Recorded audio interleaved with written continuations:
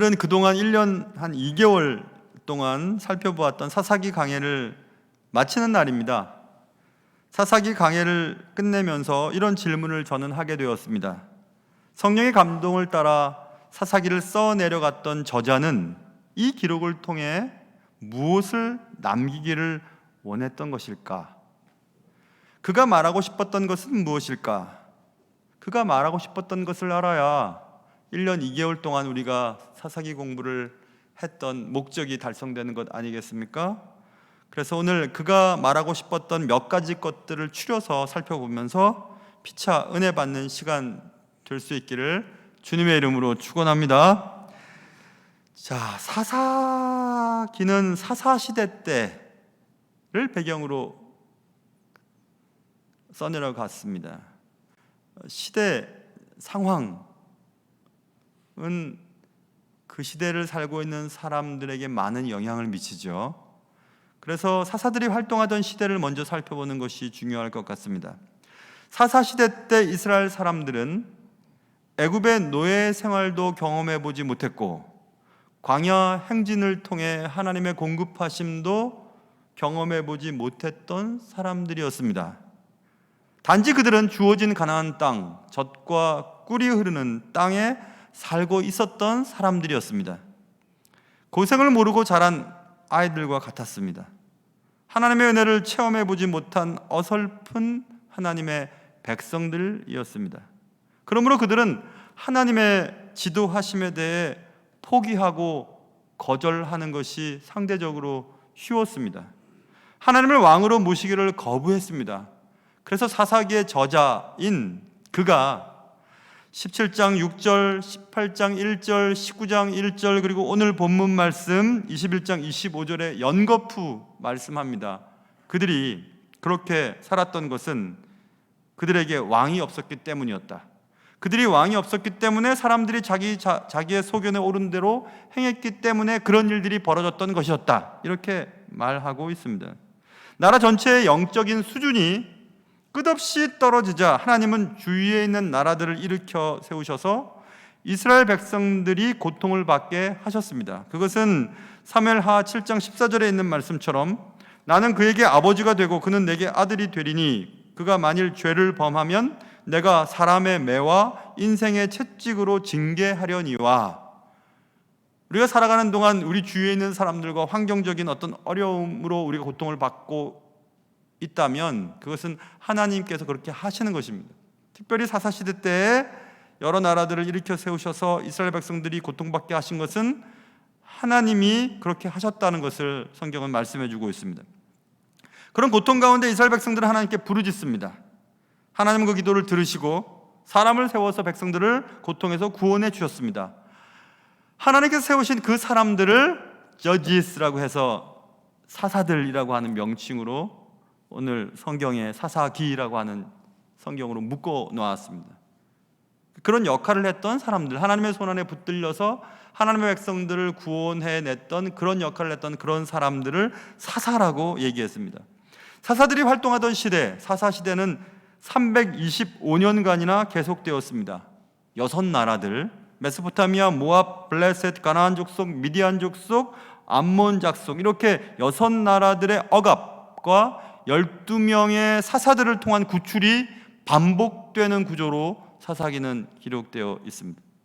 이처럼 사사기는 죄와 그 결과에 관한 책입니다.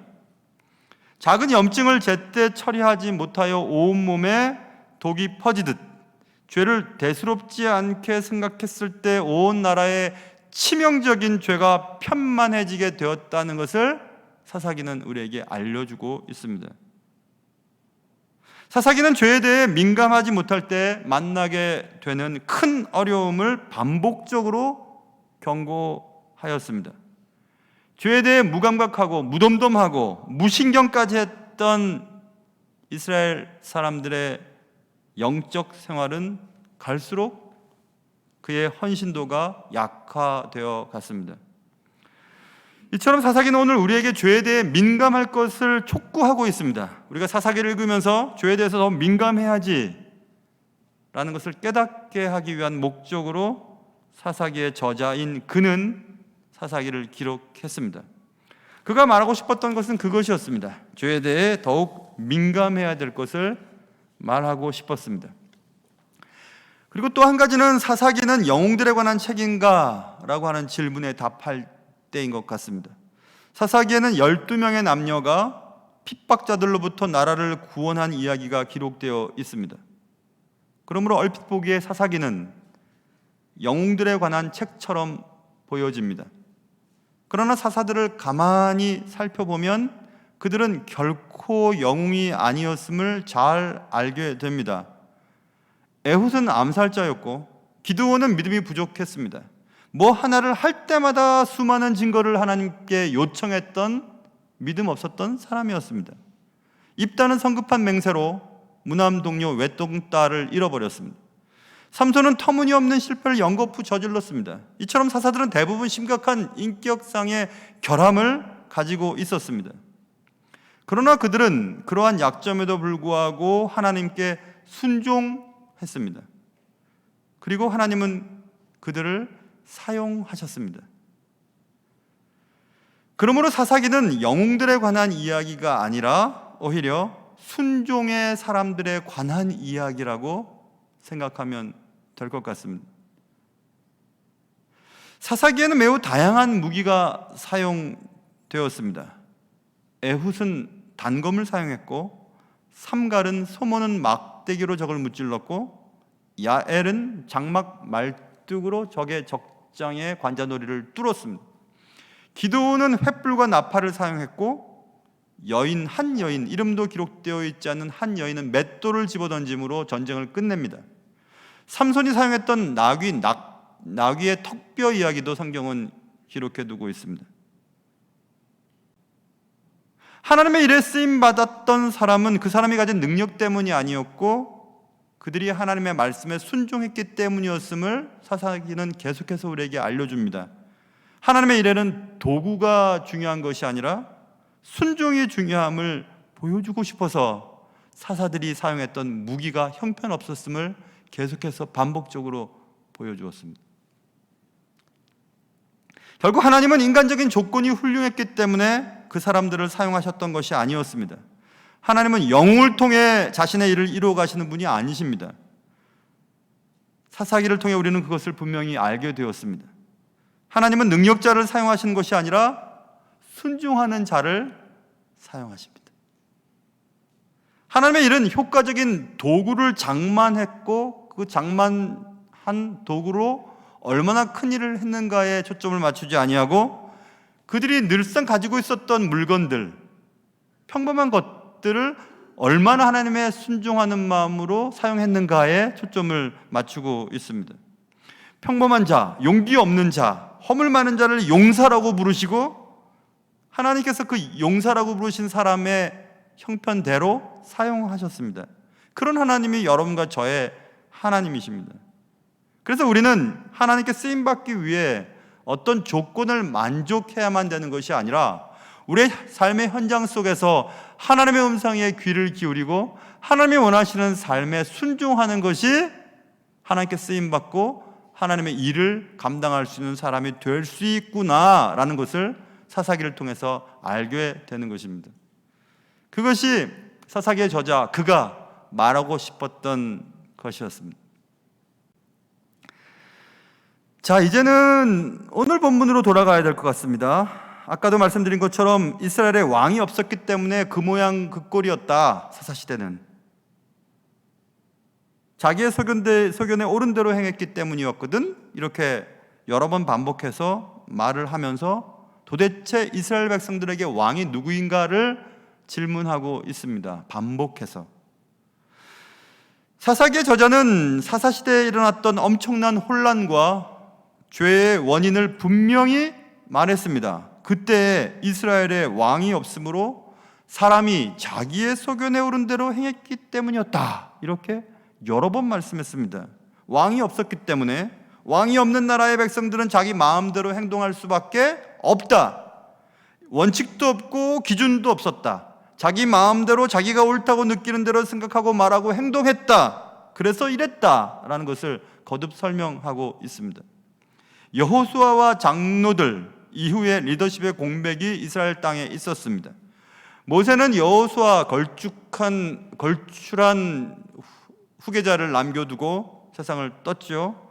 여호수아는 자신의 역할을 잘 감당했습니다. 그러나 여호수아 이후에는 이스라엘 전체를 리드할 만한 리더가 보이지를 않습니다. 그 리더십의 공백은 급속한 영적 쇠락을 가져다 주었습니다. 가나안 족속을 완전히 몰아내지 않으므로 나쁜 영향을 그들로부터 받게 되었습니다. 이방 결혼이 시작됐고 우상 숭배의 죄에 빠지게 되었습니다. 그리고 계속해서 자신들의 보기에 좋은 대로 행했습니다. 그게 사사시대 때의 모습이었습니다. 그런데 문제는 사사시대의 그 혼돈과 타락이 오늘날에도 계속 지속되고 있다는 사실입니다. 사사기의 저자는 사사기를 끝내면서 우리에게 다시 질문을 던지고 있죠. 그때는 그랬다. 그때는 왕이 없어서 그랬다. 그런데 지금 너희들의 삶의 왕은 누구냐? 너희들의 인생에 일어나는 많은 혼돈과 고통과 어려움이 무엇 때문인 줄 아느냐? 너희 가정과 너의 개인적인 삶, 너희 자녀들의 삶 속에 참 주인은 누구냐? 너희 교회의 주인은 누구냐? 이 세상을 통치하는 자는 누구냐? 라는 것을 물어보고 있습니다. 여러분 어떠세요? 여러분의 삶의 왕은 누구십니까? 여러분의 인생의 주인은 도대체 누구십니까? 하나님을 왕으로 모시지 않을 때 이스라엘 땅에는 강간과 살인 그리고 내전이 일어났습니다. 하나님을 나의 왕으로 나의 주인으로 모시고 살지 않을 때 우리 인간 사회는 우리 교회는 급속한 혼란과 죄악의 소용돌이에 속히 빠져들게 될 것입니다. 사사기의 저자는 분명히 그 사실을 우리에게 말하고 싶어 합니다. 당신의 왕이 누구냐고, 당신의 주인은 누구냐고, 여러분 가정의 주인이 누구시냐고, 여러분의 삶과 죽음을 통치하시는 분은 누구시냐고, 여러분에게 재물과 또 외모를 주신 분은 누구시냐고, 여러분에게 시간, 여유를 주신 분은 누구시냐고, 여러분과 또 나에게 오늘 하루를 주신 분은 누구시냐고 거듭 물어보고 있습니다. 사사기는 분명히 죄와 그 결과에 관한 책입니다. 맞습니다. 하나님의 사랑은 사사들을 통해 죄로 인한 고통에서 자신의 자녀들을 계속해서 반복적으로 구원해 주셨습니다. 그러므로 사사라고 하는 직분은 하나님이 자신의 백성들에 대한 사랑을 증명하신 수단이었습니다. 사사를 통해 그의 백성들을 구원하셨으니까.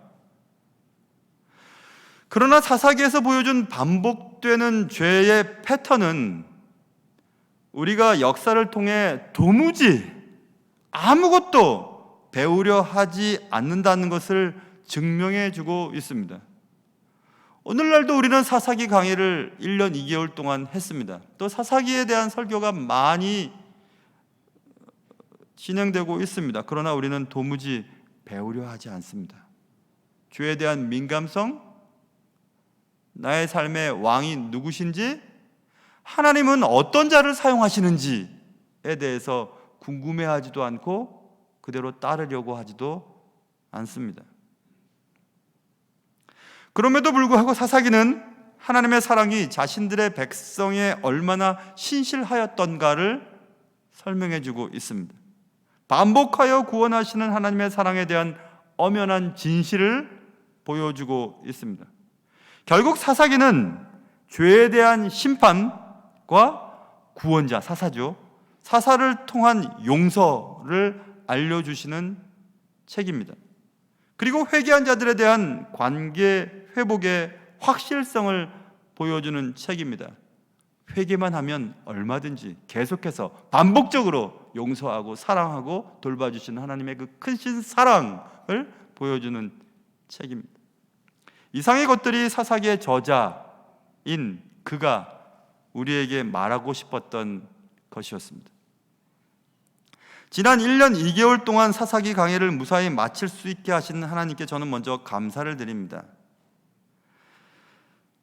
지적인 그 수준이나 영역이 깊지도 않고 넓지도 않아서 성경책을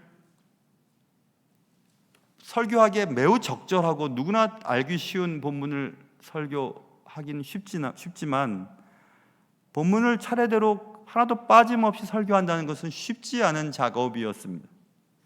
저는 그동안 배웠던 신학적인 지식과 그리고 요즘에 또 나오고 있는 사사기 연구에 대한 책들, 논문들, 글들, 사사기 강해를 1년 2개월 동안 하기 위해서 책들도 미국에 참 많이 주문을 해서 읽었습니다.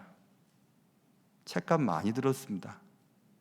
그럼에도 불구하고 부족하고 모자란 부분들이 많았기에 때때로 여러분들은 이제 그만 좀 하지 사사기, 지겨워 라고 하시는 분들도 없지 않아 있었을 것입니다. 그러나 사랑하는 성도 여러분, 오늘 이 사사기 강해를 마치면서 사사기의 저자를 통해서 하나님께서, 그리고 사사기의 저자가 오늘 지금 여기에 살고 있는 여러분과 저에게 이 정도의 메시지는 주었다는 것을 저는 믿습니다.